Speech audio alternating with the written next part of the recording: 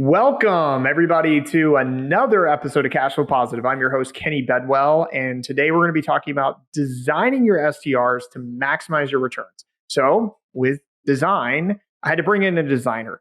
And I didn't just want to bring in any old designer, someone off the streets who knew nothing about designing STRs. Obviously, I know a lot of designers out there, and a lot of them are awesome. I wanted to bring in one who's particularly working with a lot of our clients and has done an amazing job. She's very, very talented, and I'm just grateful to have her on the show finally, and that is Becky Jones. But before I kind of turn it over to her, what I really want to focus on and what I want people to pay attention to in this episode that I dive in with her is really the steps in. So number one, timing. When should you engage with a designer? What questions should you ask the designer? And the whole process and how it works. And then finally, the most important one that everyone asks me about, how the heck do you budget for design and decor?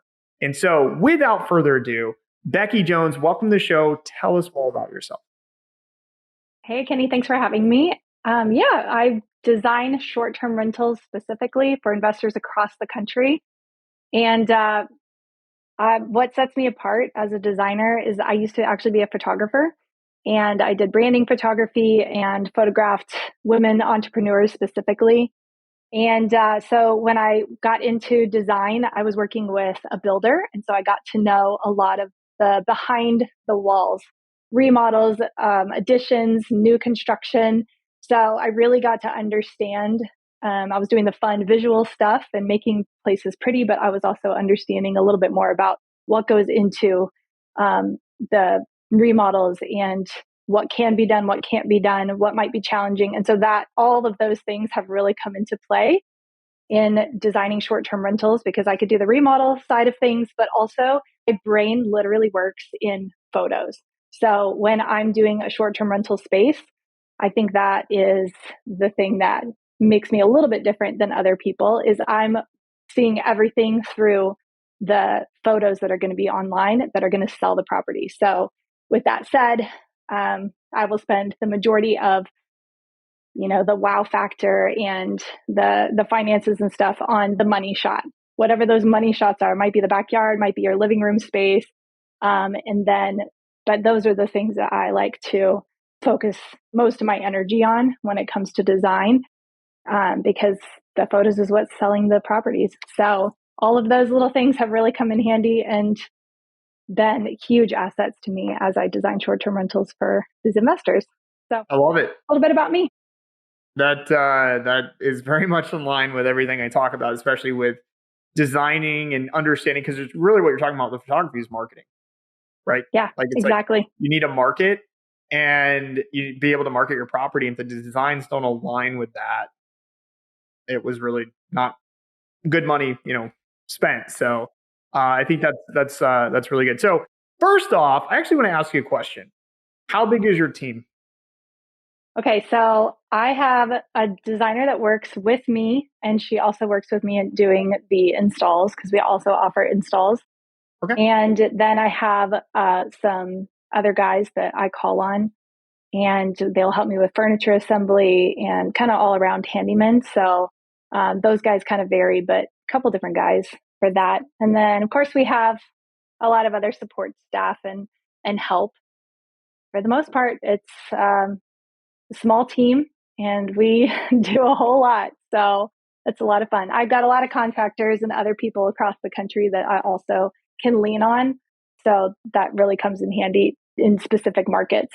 So yeah, I'm going to highlight something here that's important. But so from the design standpoint, though, it's yourself, and you said you have a partner or yeah, I have another designer. Yep, I have another designer on team, and we tag team the bigger projects. And but yeah, I'm on every single project in some capacity. So it's not that I like take it in and then like farm it out to somebody else. It really is me. That is, I think that's huge. So as I mentioned earlier, for those listening, Becky has done several of our clients' properties. Done an amazing job. I wouldn't have her on the podcast if it was a bad job. So here she is. She's done an amazing job. The thing I really like about Becky, and this isn't a Becky hype show, but we're going to dive into some of the things she talked about earlier with the photos and the marketing and all that. But I really want to emphasize this because this is something I've learned across. Like we literally helped 100 people last year get properties. Most of them did professional design, and there are a lot of different designers out there. There's a lot of companies out there. And one thing I really like about Becky is she's not technically a one woman show, but she almost is. Like you get that personal touch, her touch in the design. Like she's involved throughout the entire process for the most part. Like she's not setting it up for you, but like she's got teams to do that, which you don't need a professional designer to be setting up their property for you as long as it was designed correctly. But I can't tell you how many times people go to these big companies and they like they talk to the sales team. There's a sales team, and then they get pitched on the design services, and then they get placed with a random designer, and the experiences are mixed. Sometimes it's great, and sometimes it's not.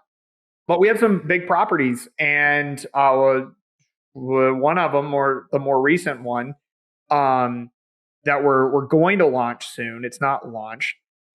We hired a big company and got a random designer, and it was okay. It wasn't at the level that Becky offers. And I think, the attraction was that they do, all the amenities and construction and all this other stuff too, which I think is helpful. But really what we want to do, and I think something I'm personally learning just through life and experience, is working with the best people, the experts.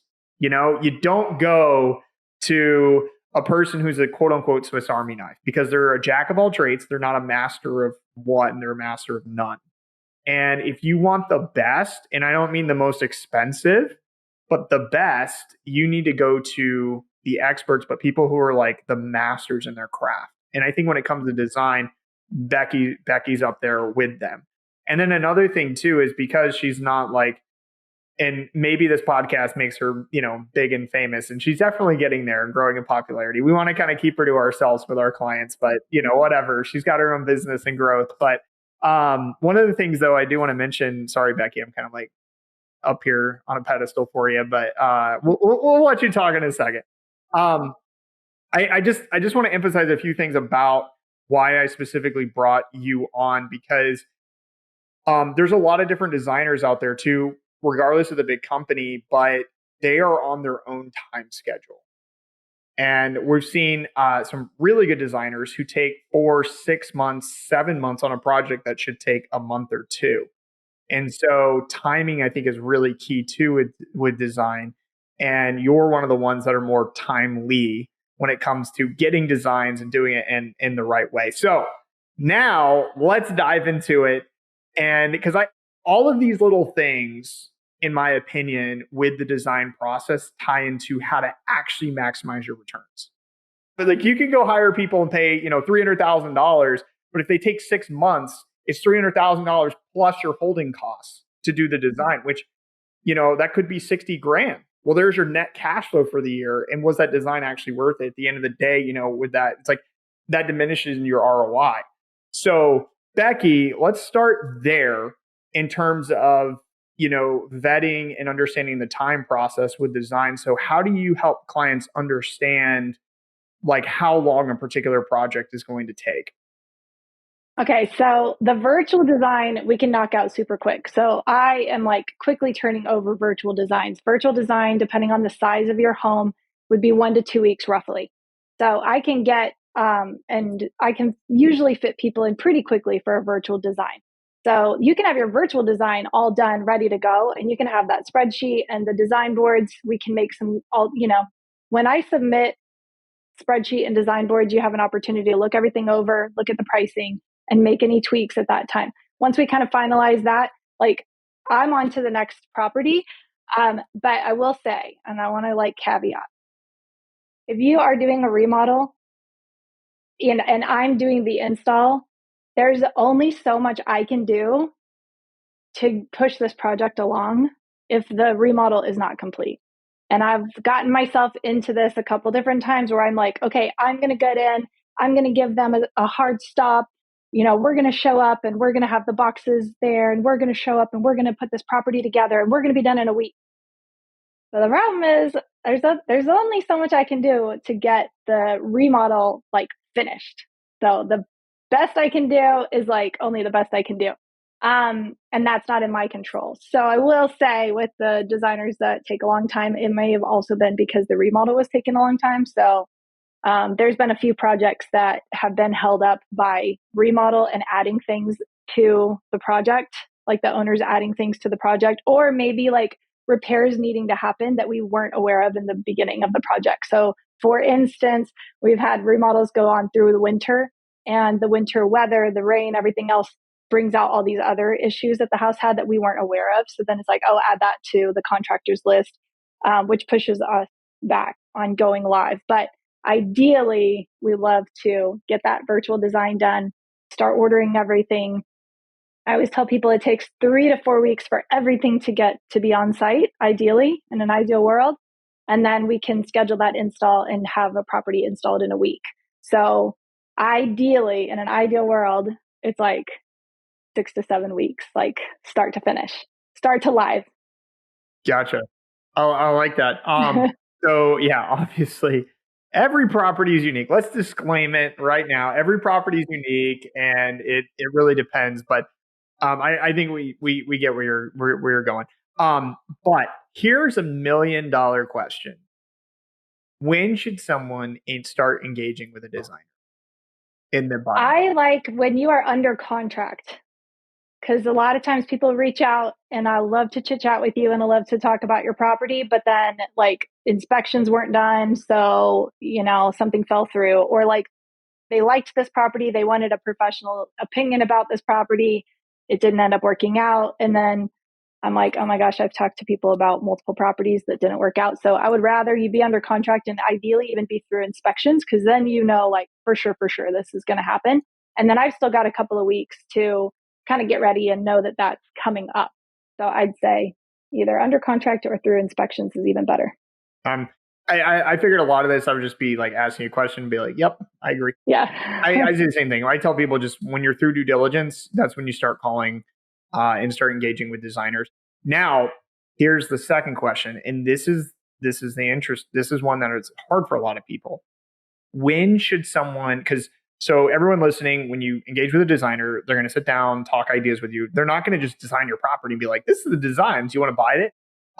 They're going to give you some ideas and then you're going to look and say, okay, cool. I really like this designer. They're going to give you a contract to sign and then you have a payment.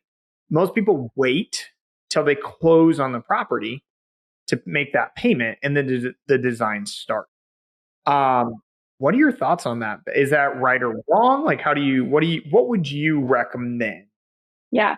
So I give the same spiel to every single person I chit chat with. So you can absolutely pay for design and I can get started so that when you close, you can start ordering stuff. But caveat, there was only one time when somebody paid me for design and the deal fell through. I had already completed the design. It was very specific to that home and it wasn't going to be able to be transferred over to the next property.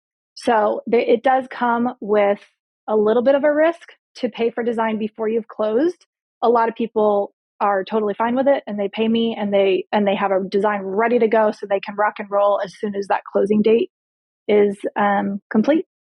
But if you choose to pay for design beforehand, it does come with a small risk that something could fall through at the last minute and then you have a design that can't be used for the property you do end up with. So but either one, I mean, I could do design beforehand, but I'm a little bit different maybe than some other designers. I'm not sure how everybody else does it, but I go ahead and charge that design fee up front because it's a digital product that I'm delivering. So once I've delivered the product, that's that. So I do charge that whole design fee up front.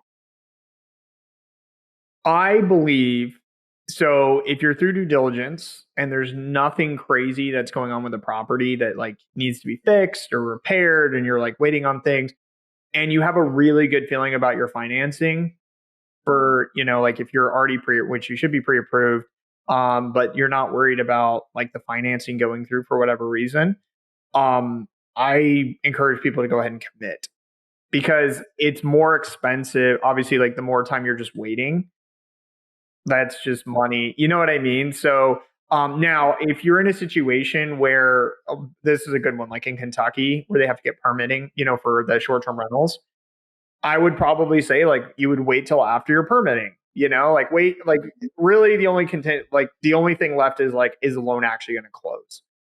9 times out of 10, everyone is motivated. All the parties, including the lender, are motivated to close the loan. So there's a high probability it's going to close. So I think the risk of waiting to that point is, pretty low, and just in general. So like committing. Now, if there's permitting involved, I would wait till after that. But I would 1,000% recommend getting started before you close on the property, so that when your designer, so she already knows she can start on the project, and you're not waiting weeks of just like going back and forth on the plans for the property, especially if there's construction involved. Yeah, so it is really nice if I can get a hold of the design before the contractor steps foot on site. So like the painters, everybody, because then the client is saying like, "Hey, my painter's starting, 3 days after closing. I need paint colors." I'm like, "Oh, it doesn't really work like that. Like I need the whole room and the whole design done. So I can't just give you paint colors and then design around paint colors. I need to see the whole project and make it cohesive through the whole house." So it's easiest for me to get the whole property done design wise, and then hand over paint colors, light fixtures, all of that stuff. Another thing I do want to mention, this is the way I do things. So every designer is different, but if you're doing remodel of any sort and we're changing out light fixtures, we're painting, we're changing the hardware on the doors, this is how I like to do it. But it is a good like heads up for people.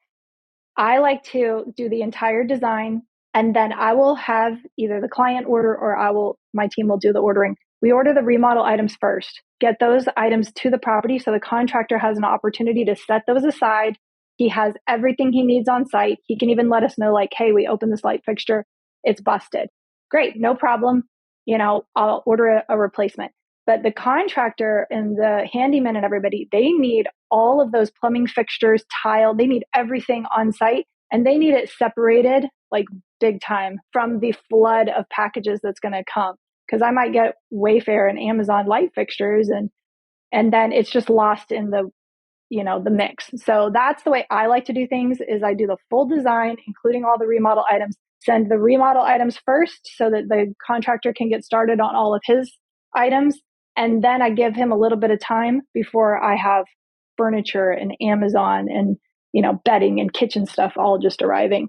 So that's how I like to keep it tidy and keep the project on schedule. Yep. No, that's great. Okay. So, Matterport. I was going to ask you about Matterports. Do you require Matterports? I do not require Matterports, although they are pretty helpful sometimes. I've gotten pretty good at, asking for a handful of measurements, but Matterports are awesome if you are going to do a Matterport for any other reason. So for those listening, Matterports are those special, and Becky probably can help me out with. They're like cameras, right, where you go through and it's like almost like it 3D images the property, and it tells you like dimensions and things like that. And so there are a lot of designers that require you to do that so they understand what all the dimensions are. Maybe they put it in some sort of software, and then they can stage like virtually. So it's cool that you don't require it, but definitely, like she mentioned, I would probably, especially if you're doing like a project's over $100,000, that you should probably just do that. But that would mean you would need to hire somebody or photographer to go and actually shoot that. And so I think scheduling and timing, all these things, like knowing this in advance, and if you could lay it out, will save you so much time and money from your holding costs, which will increase your return. So I just wanted to throw that one in there.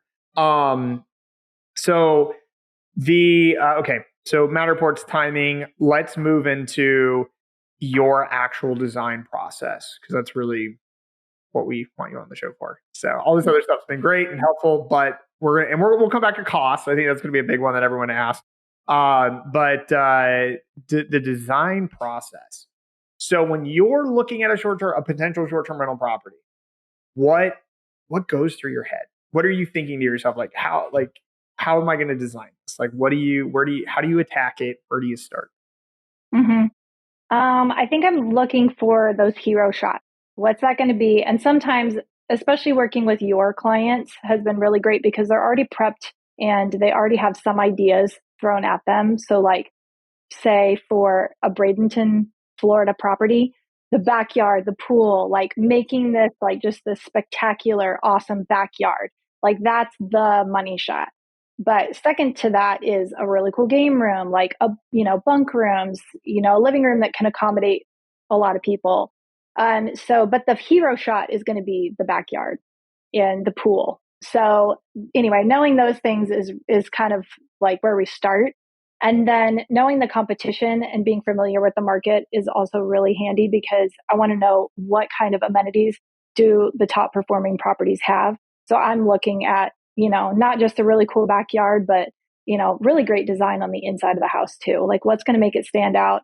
Another thing that I totally believe in is though there is probably a primary bedroom, I want every single bedroom to feel really special so nobody feels like they got the shaft. So if you go with your family and there's multiple families splitting the cost, it's like everybody's like, oh, what's your room look like? And, just really making an experience for everybody, not just, oh, wow, it has a really cool primary bedroom and all the other bedrooms are kind of meh.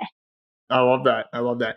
You mentioned something earlier too at the beginning of the show, and I want to pull that out of you and be like, all right, because I told you I was like, let's talk about this when I hit record. So you talked about the way you like your style and luxury feel and the effects that can cause from a rating standpoint and an average nightly rate standpoint. So what are your tell me more about that? Let's pick that conversation back up.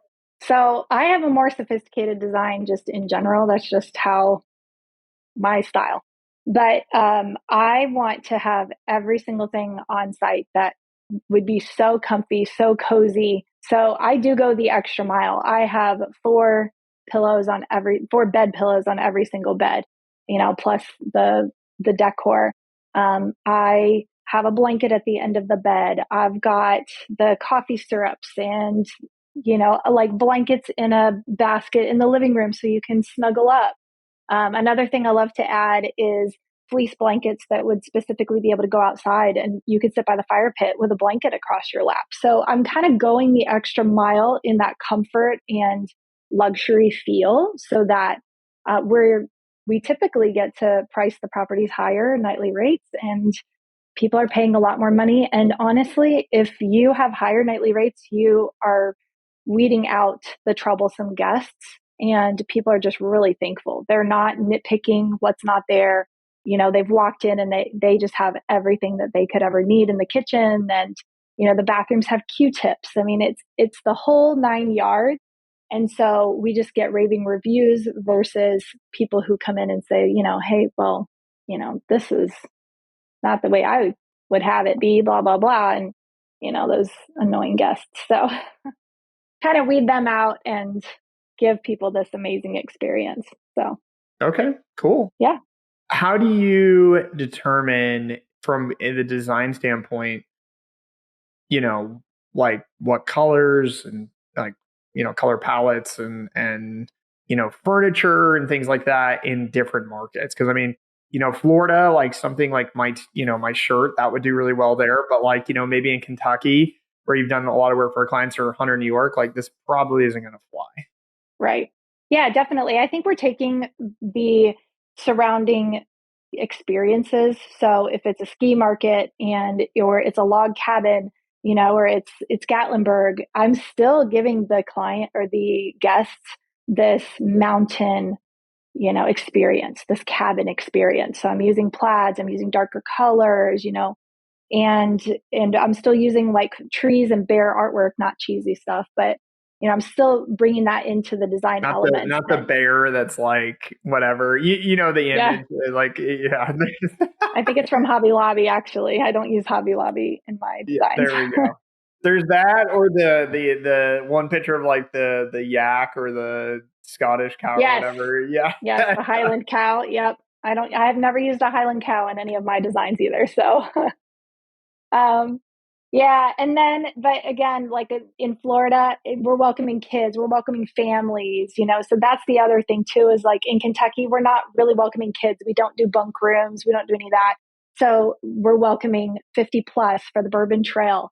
They want comfort. They want, nice sizable couches. We're not putting cheapy stuff in for the Bourbon Trail. Like if they're 50, they probably have a king size bed at home. We're putting all king size beds in every bedroom that we can on the Bourbon Trail because we're curating everything to that guest avatar.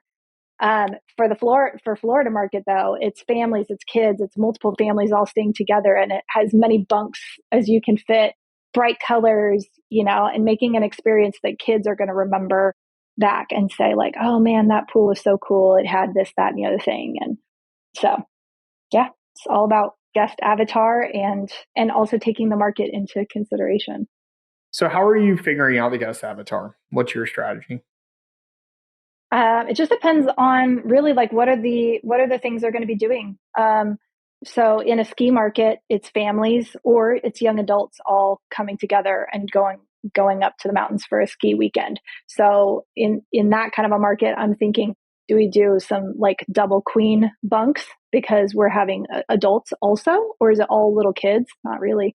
So yeah, what are the activities that are around that specific market, and is it families or adults or whatever? Okay. So I'm going to ask you a slightly harder question just to like, because I want people to understand like how you think.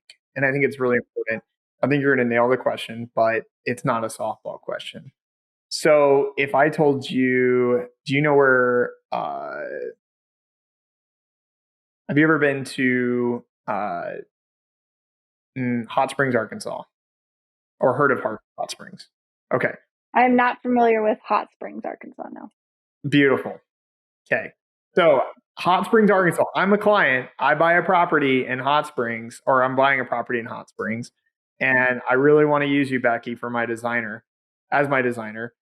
How do you approach figuring out the client avatar in Hot Springs, Arkansas, knowing nothing about it? Oh yeah. Well, quick, Airbnb search is going to be my first thing. And just Googling like, what are some cool things around there? Looking at the Google map and just seeing like are there lakes around there? How far is that from the beach? You know, what are people coming there for? Is it a college town, where we're going to have like parents coming and visiting their college age kid? So those are just the things that roll through my head right off the bat to say, okay, let me see what is in Arkansas. And also, does the market in Arkansas have any hot tubs? If not, we're adding a hot tub. I know it's Arkansas and it's hot, but we got to stand out. So what does the competition look like? How can we stand out? And who are we marketing towards as far as a guest avatar? Yeah.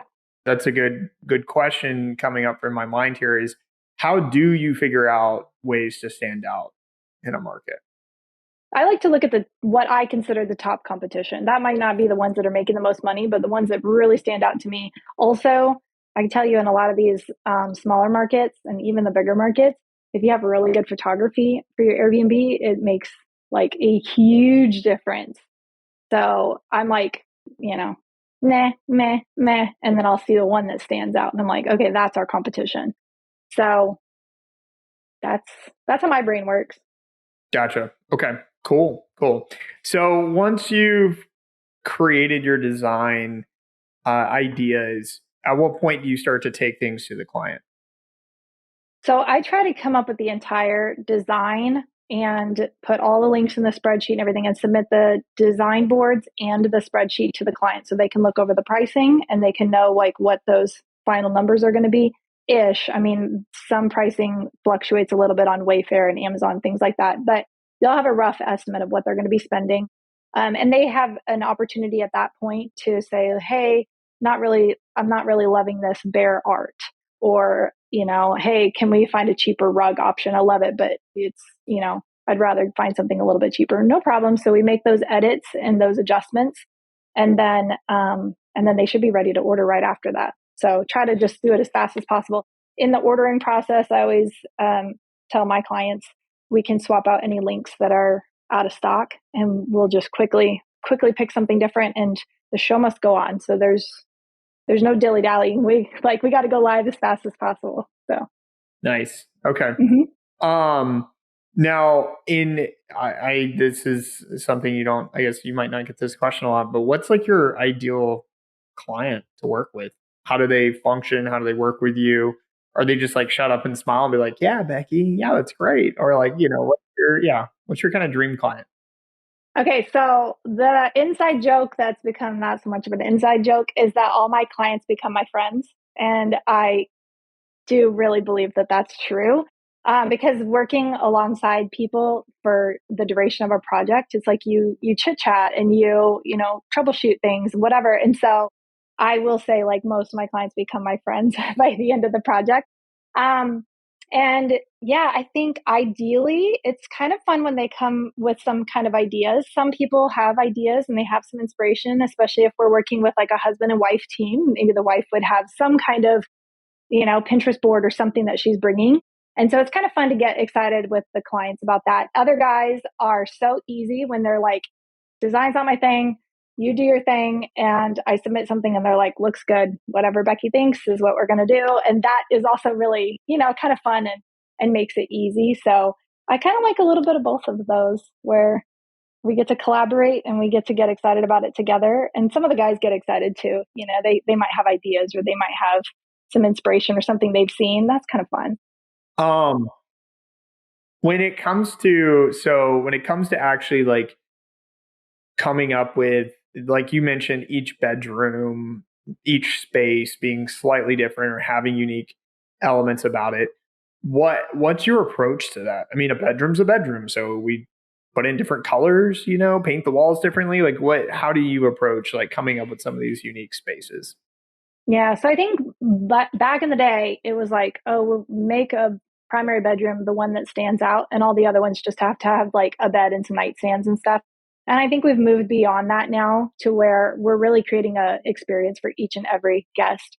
And so, yeah, it would be different colors. I like to create a kind of a rough color scheme for the entire house, so that everything feels unique and different, but it's, I would never put like matching beds in different rooms or something like that. So every room has a different unique bed and artwork and color on the walls and stuff. So it all flows together and feels cohesive, but it makes each person feel like they have their own unique space in the house.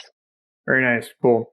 Um, Now I want to move to probably a more. This is one that topic that people don't understand, or they think they understand, and then like it turns out to be different. How does one estimate design costs? So every property is unique. Every property is different. Let's just lay that out there, and we know that. So how does one figure out, like before they even engage with most designers, how to even like roughly calculate an estimate or range for what design costs could be on a property? Mm-hmm. Well, your team does a really good job of kind of prepping clients in advance for what they can expect a full design to look like and what it's going to cost. So that is always really helpful. I feel like your clients really come in prepped and ready to go for the entire process and what that might look like start to finish. And then I kind of take them from being coached by you guys to take them to the finish line of going live, which is really fun. But I would say the rough estimate is at least 10,000 per bedroom. So for the whole entire design cost, but I would say that does not include some of these amenities that y'all want to add. So if you want to do a golf simulator, 5,000 plus. You want to do a hot tub, at least 6,000 probably. And I like to tell clients any amenity you want to add is $5,000. Bottom line, like hands down. So if you want to do we just did a putting green and it was installed also, but installed it was 5,000 just for that. If you want to do a wall mural, it's 3 to 5 at least. So you just have to understand that those are the things that really add up. So you might say, or I might say 10,000 per bedroom. That's just the furniture. If you want to add all these other cool amenities and like a barrel sauna, another 5,000. So you can go as big, go big or go home. You can go as big as you want, but just understand that quality furniture and, all new nice bedding, a full kitchen, all these things, it adds up and things are not cheap anymore, you guys. Let me tell you, I used to get rugs, like nice big 8x10, 9x12 rugs for $300. No more. No more. It is.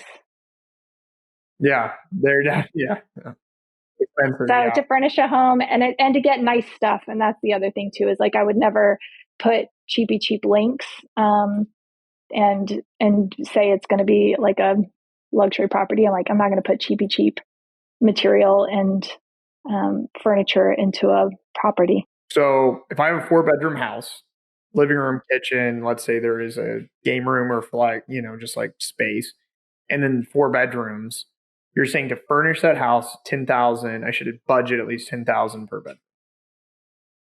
Mine, not including like big amenities.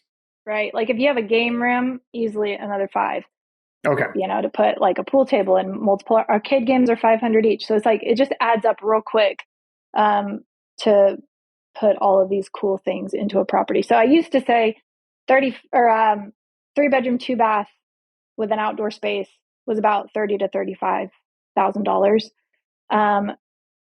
I'm rarely designing 3 bedroom houses these days. They're bigger ones now, but yeah, it just adds up. So game room 5,000, theater probably about that. So yeah, every space adds up. That's a good way. I love that you do it by bedroom and not by square feet. Well, I know I don't know because every square foot is going to be a different. Yeah, I do the same thing. So that's what I spoil, like I told you earlier, I was going to share mine. I tell people it's 15 to 20 per bedroom, but that includes some of the extra spaces in the Okay. house. Yeah. But and then depending on your property, maybe some of the amenities in that, but usually it's like you're inside, and then your outside is different. So it's like there's furnishing and decor, and it's literally like 10 to $20,000 a bedroom. Obviously, I think the higher the bedroom count, there starts to be like this like curve that gets a little bit cheaper per bedroom because there's just more bedrooms overall. But overall, I mean, yeah, it all tends to be in that range, $10,000 to $20,000 per bedroom, and then you have your amenity budget, which I say is separate. And you're right. Like every single amenity you add, depending what you want to add, what you want to do, it can vary. If you do anything custom, like that's probably 10 or 15K. So pickleball courts, 20 to 30,000, depending on where and what and all that good stuff. So And I will say too, that does not include the contractor cost. It's like whatever the contractor, painting, all of that kind of stuff. Those costs really vary. It depends on what contractor you get. If you get a big company, if you get, a smaller company and just like a one man show with a couple of guys, that could be cheaper. But all of those costs vary. So I don't really speak to the cost of a remodel. I can tell you what it's going to cost for the selections, which is the vanity light, the mirror. I can tell you those. But as far as, what's going to have to happen with plumbing and all that other stuff, like I don't that's speak to why that. I tell people when you're trying to figure out your costs beforehand, the two, I call them fixed costs, and it's relatively fixed, are your amenities and your furnishings. Mm-hmm. Just stick to those rule of thumbs. But you have a third one, which is variable. And you said it varies, and it is. I call that a variable cost, and that is your renovations. And so for me, when I'm looking for properties, if I know what my budget is and I know like, okay, cool, like not purchase price budget, but cash on hand budget that I'm willing to invest in the property, I go, how much am I willing? Like I have my fixed costs, of decor and amenities, and I have that budget set aside for that. But then it's like, okay, depending on what I'm going to do to the property, like I have to have this reno budget as well. And if I don't have a lot left over for reno, then my property, I can't do a renovation. I have to do something that's a little more like updated, you know? And so it's like when you're thinking about how to, now we're changing it, my side, I'm always like, well, this is what I'm expert in. Finding deals. When you're thinking about finding deals, it really does go back to what you can afford, because you're cash on hand. Because you have to invest in the property. You have to invest in design and decor. You have to invest in amenities. And then if you don't have the cash to do renovations, then you shouldn't be looking for properties that need this big like projects, So Anyway. And the other thing too is like when I'm working with clients and they're like, "Oh, I have this idea," and I'm like, "No, the ROI is not there." So I'm gonna like kind of steer you away from things, or sometimes it comes down to the contractor saying, "This really isn't possible. I know it's a cool idea, but it's really like this is what it's going to cost to make it happen." And I'm like, "Okay, it's not a hill I'm willing to die on. Let's just like pivot and not do that really cool idea that I had." So it really has to make sense all the way around. And I think that's important to note too, is there is a lot of pivoting. Yeah. In this Oh pod. yeah. I know. I said we need t-shirts as a team that just says pivot exclamation point. Pivot. Yeah. Because, there you go. Yep. Yep. So cool. All right. Well, Becky, as we're kind of wrapping up here, first off, if people are interested in your design services, how do they get in touch with you? Yeah. So my Instagram, Facebook, website is all Becky Jones Branding across all platforms. Yep. So BeckyJonesBranding.com. Mm-hmm. She doesn't spell her name weird. There's not Becky with two E's at the end. It's with a classic Y. So BeckyJonesBranding.com, or you can follow her on Instagram or Facebook, reach out to her there. So cool. Becky, last question for you. In terms of short-term rentals, and it could be about design or anything, what's one tip to help people cash flow positive with their short-term rentals?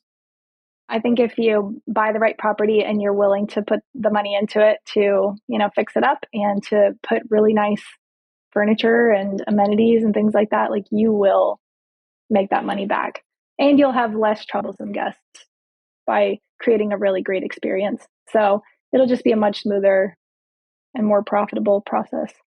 That's a great point. A great tip. Yeah. Go all in, right? Go all in. Yeah. Yep.